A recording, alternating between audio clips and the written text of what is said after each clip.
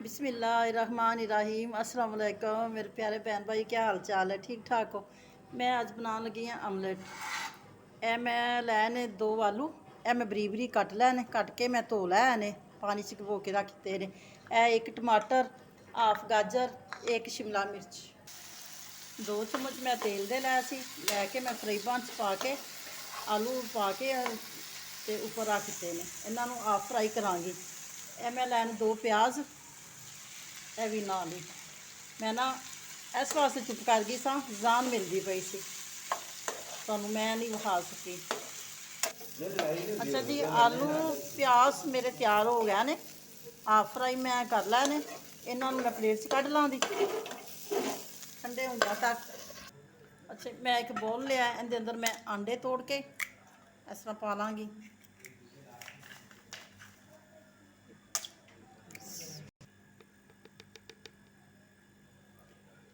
चम्मच का चौथा हिस्सा मिर्च पीसी हुई, चम्मच का चौथा हिस्सा ही हल्दी, हाफ चम्मच ददड़ी मिर्च, चौथा हिस्सा नमक। नमक इस पे ज़ायका जिन्नी ज़रूरत होगी। इस 1 चम्मच सुक्का धनिया जड़ा ना अच्छी तरह हिला लाँगी, मिक्स कर लाँगी।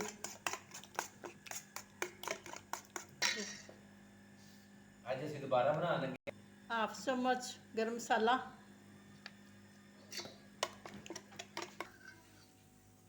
जाएगी हूँ शिमला मिर्च। बर्तन साफ कर ला अच्छी तरह। एक टमाटर सी बियां तो बगैर, एक गाजर,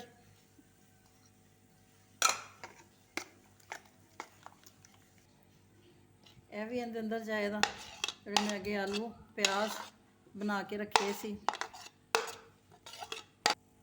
अच्छा जी, ये मैं सारा मिक्स कर लिया। ये हुण मैं उत्ते फ्राईपान रख रही चूल्हे ते। अच्छा जी, एडे 2 चम्मच मैं पावांगी तेल दे।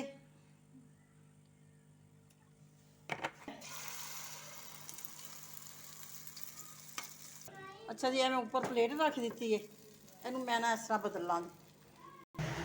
अच्छा जी, इस तरीके नाल मैं इनका पासा बदल लिया है। लाइट साडी बंद हुई है, हनेरा जे, इस तरह इंज करके इनू मैं दूजा पासा इहदा विच पा देंगी।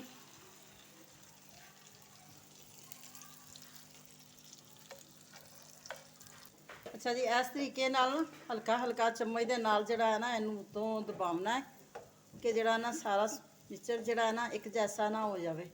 इस तरह मेरे चैनल नूं सबसक्राइब करो, लाइक करो, शेयर करो ते कमेंट्स करके भी तुसीं मैनूं दसो कि मेरे खाने जिहड़े ना अच्छे बनदे पे ने कि नहीं। मेरियां हांडियां, सॉरी खाना कह दित्ता, हांडियां मेरियां किस तरह दियां बनदियां पियां ने, तुहानूं अच्छियां लगदियां पियां ने कि नहीं। 6 मैं आंडे पाए सी, मैं आंडे तुहानूं दस्से ही नहीं कि किन्ने मैं आंडे पाए ने। 6 आंडे जिहड़े ना 4 तो 5 बंदे खा लेंदे ने। आमलेट जिहड़ी है ना रज के खाना खाया जाता रोटी दे नाल। अच्छा जी, आंडा बन के मेरा तैयार हो गया है। मैं प्लेट च लगी हाँ पान इस तरह, इस तरीके नाल माशाअल्लाह सब्जियां वाली आमलेट। अच्छा जी, अल्लाह हाफिज़।